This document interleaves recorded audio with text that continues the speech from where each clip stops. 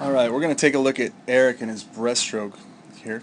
And what we'd like to see is we'd like to see him keep that head down and maintain that streamlined position. What that does is it allows you to maintain a lot of speed. You can see you open yourself up to a lot of resistance here, right there and right there, when your body's at an angle like that.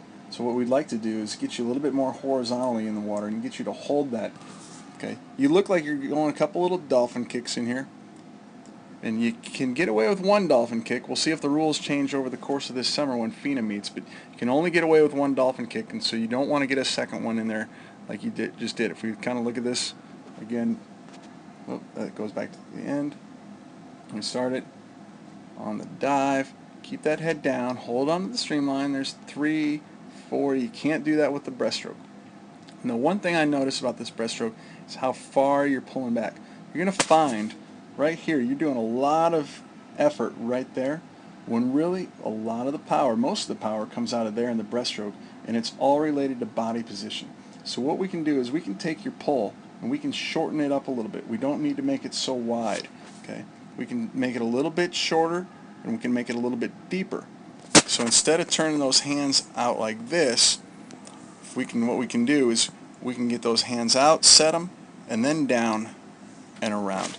And if we do that, you're going to get a little bit deeper catch, but it's also going to do another thing. It's going to make it easier for you to keep your hips up on top of the water. And if your hips up are on top of the water, then what it's going to do is it's going to allow your kick to be more effective.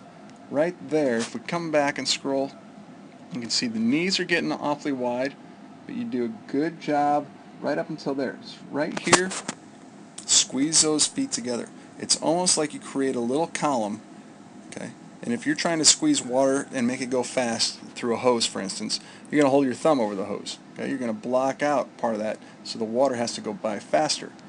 If you can go ahead, if you don't finish your stroke, then what happens is you have a big hose and the water doesn't go through as fast.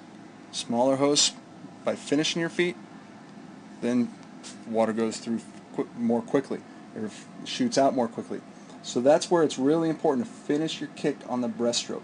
Okay? It's exceptionally important. Here you get a good sense of how wide and shallow your hands are on the pull. You can see they're coming clear out here. And then what happens, we're going to notice this as we come back on the other side. I want to take a look at this pull out, but then I want to show you something with your hand position or your elbow position. Come up in that wall. Okay? Hold on to that streamline right here. Let's get the head down. Let's get the arms together. Let's hold on to that streamline. That's the second fastest after your start part of your stroke. And we can get a full pull out and a full kick out as we go along. But we'll notice something as we come along. When you pull your hands back this far, right here, they get caught underneath. And this turns into a dead zone. The key to swimming fast breaststroke actually comes down to how you can minimize the amount of dead spots that you have. So we always want to be applying force in the water. And I actually like this breaststroke position right here, because now your hands are shooting forward, you're applying force onto the water. There's zero dead space in this breaststroke right now. Okay? But what happens is right here is your hands aren't generating much pull yet, and your legs are still waiting to catch up.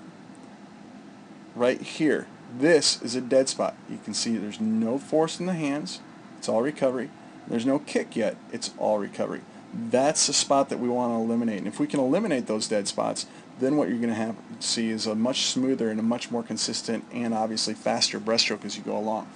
But I think if you stretch that out, a lot of 3 kick, 1 pull drill, 2 kick, 1 pull drill, those types of things I think are very effective in terms of maintaining good breaststroke timing. And a couple other breaststroke drills that will show you about shooting your hands underwater or keeping your armpit or your thumbs underneath your armpits. But it gives you a good start. You've got some good feel for the water. You got the basis of the kick, so you're going to have a good foundation for your breaststroke.